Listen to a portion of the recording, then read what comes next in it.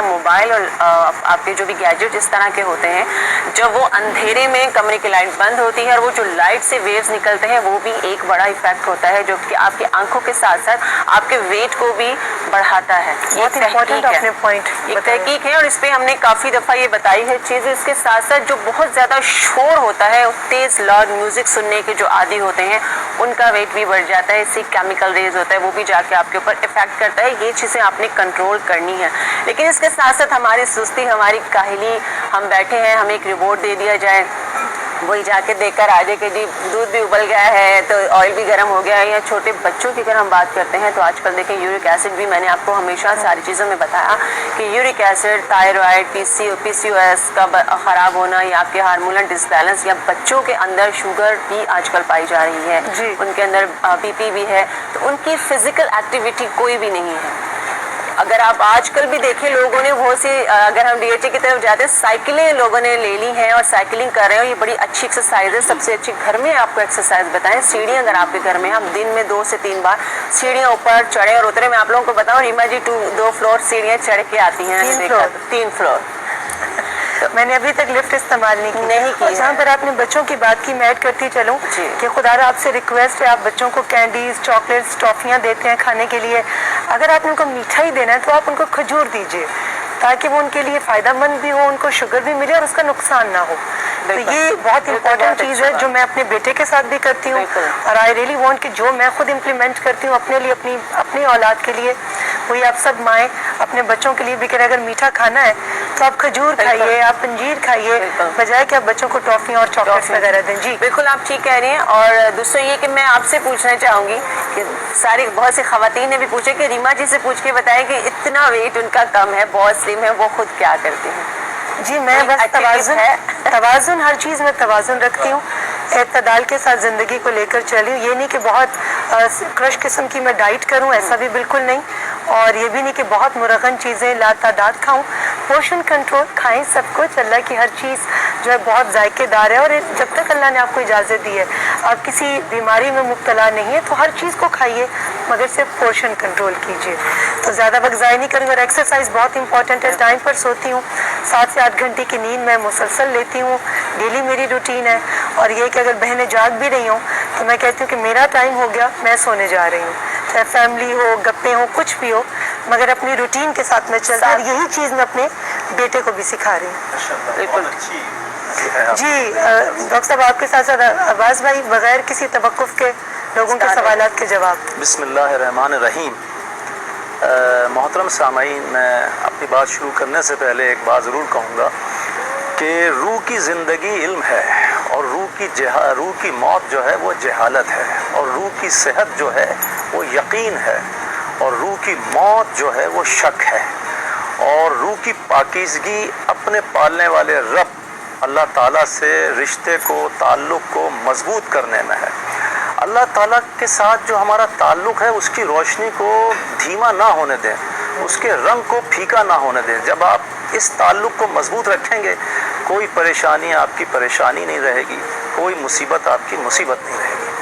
بسم اللہ الرحمن الرحیم. میں شروع کرتا ہوں. پنڈی سے ایک صاحب نے پوچھا ہے کہ دل کا عارضے میں مبتلا ہوں، ڈاکٹر نے آپریشن کہہ دیا ہے اور کافی عرصے سے کہا ہے، لیکن دوائیوں سے افاقہ ہے، لیکن میں آپریشن نہیں چاہتا. اور انہوں نے کہا کوئی ایسا طب نبوی کا نسخہ بتائیے کہ جس سے یہ میری پریشانی دور ہو جائے.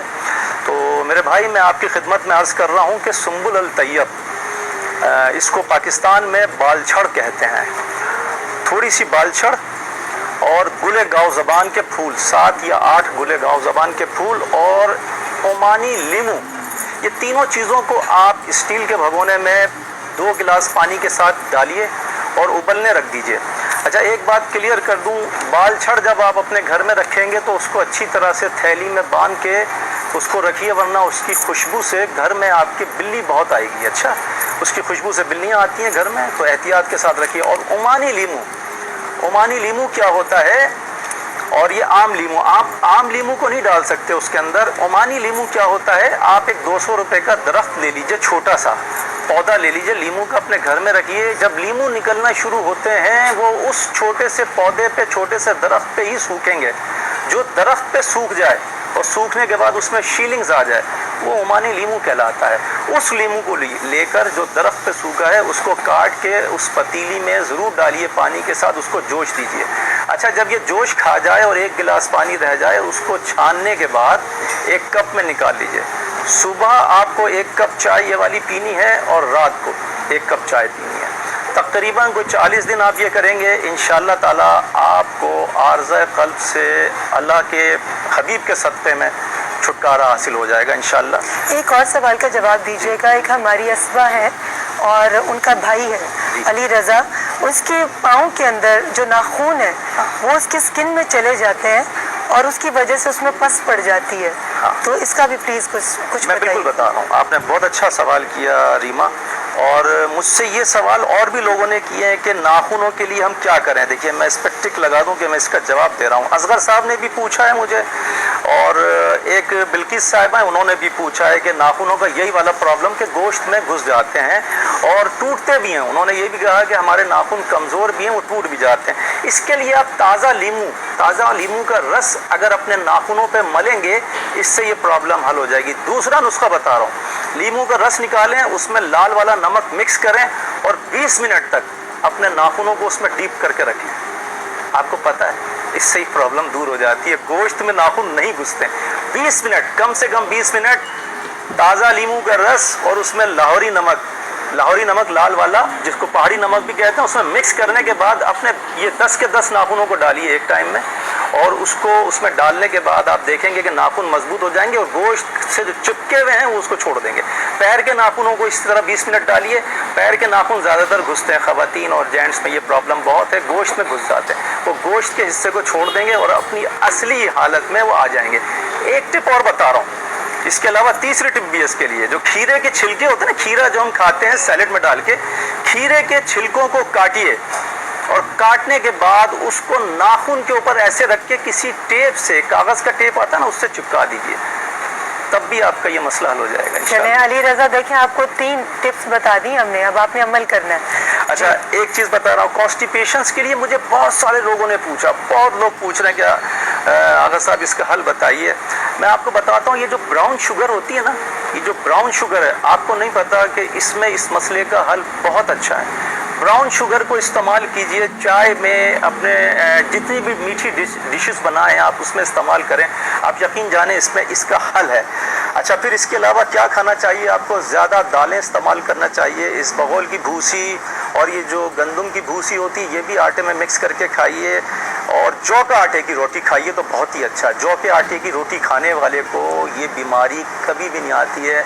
میرے رسول پاک صلی اللہ علیہ وآلہ وسلم نے فرمایا, میرے پاک رسول پہ لاکھوں کروڑوں درود و سلام ہوں, میرے مولا نے فرمایا کہ 1,24,000 پیغمبروں میں سے کوئی پیغمبر ایسا نہیں گزرا جس نے جو کی روٹی نہ کھائی ہو. جو کی روٹی کھائیے, بہت ساری بیماریوں سے جان چھوٹ جاتی ہے.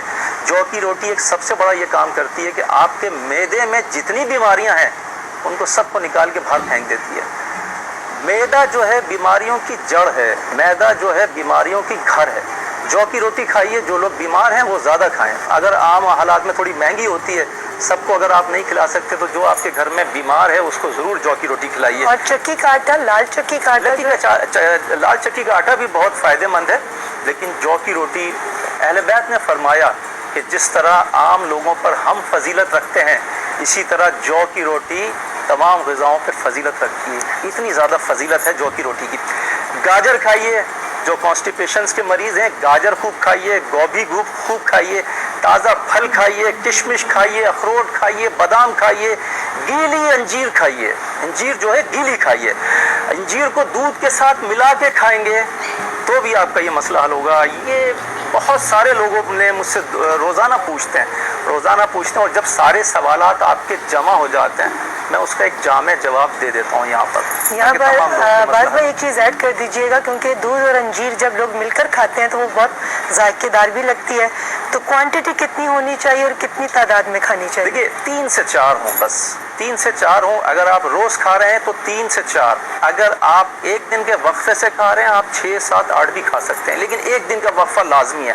اگر ایک دن کا وقفہ نہیں لیں گے تو یہ کانسٹیپیشن اس حد تک ختم کرتا ہے کہ آپ کو موشن لگ سکتے ہیں. تو اس لیے ایک دن کا وقفہ لیجیے، اور 3 سے 4 سے موشن نہیں لگتے، 3-4 آپ کھائیں دودھ کے ساتھ تو آپ کو موشن بالکل نہیں لگیں گے، لیکن آپ کا کانسٹیپیشن کا مسئلہ انشاءاللہ تعالی حل ہو جائے گا۔ جی بالکل، میں آپ سے مزید سوالوں کے جواب جانوں گی، مگر میں پوچھوں جی گلزار صاحب، جی بس یہاں خوشبو میں بہت تیزی سے آ رہی ہے۔ بتانا چاہ رہا تھا کہ کٹلس جو ہیں وہ ہمارے تیار ہو چکے ہیں، اور اس میں ہم کیچپ آج کل 20 روپے